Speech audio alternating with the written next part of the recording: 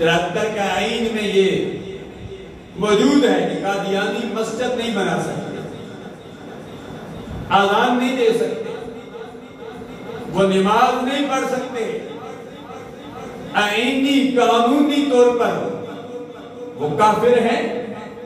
اس لیے ہم نے اس فتنے سے بچنا ہے۔ اس فتنے کی سرپرستی 1 صدی پہلے بادشاہی مسجد میں حضرت پیر میر علی شاہ صاحب علیہ رحمت، پیر جماعت علی شاہ صاحب علیہ رحمت نے مرزا غلام احمد قادیانی کی بخبری کی تھی اور اس کے تابوت پہ آخری کیل ٹھوکی تھی۔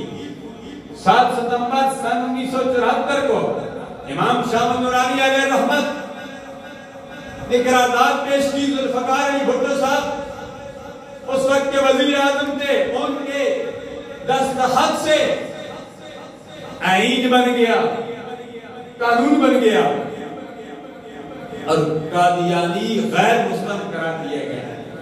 چونکہ یہ ستمبر کا مہینہ ہے، ایک موضوع نے بہت سارے موضوعات پر میں نے گفتگو کرنی ہے، وقت کے دامن میں گنجائش بھی نہیں ہے۔ ستمبر کا مہینہ آج 1 ستمبر ہے۔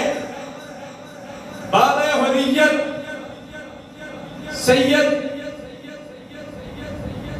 علی محمد گیلانی علیہ رحمت کا آج یوم وصال ہے، جنہوں نے کشمیر کی آزادی کے لیے، مسلمانوں کی آزادی کے لیے اپنی جان قربان کر دی۔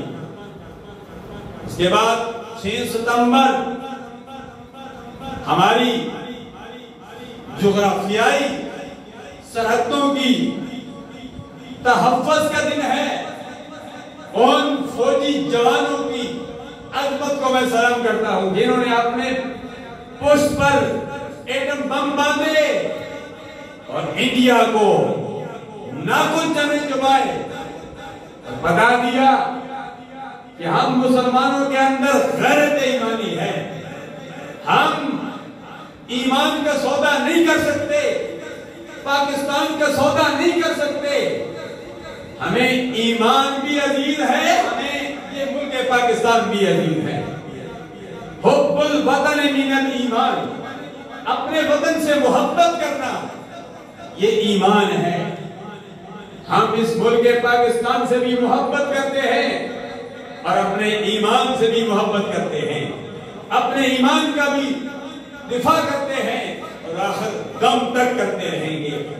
اس ملک پاکستان کا دفاع کرنے والے اگرچہ 9 مئی کے بعد افواج پاکستان کے خلاف بہت کچھ کہا گیا، لیکن یاد رکھو افواج پاکستان ہماری فوج ہے، ان کی عزت ہماری عزت ہے، ان کی بے عزتی ہماری بے عزتی ہے۔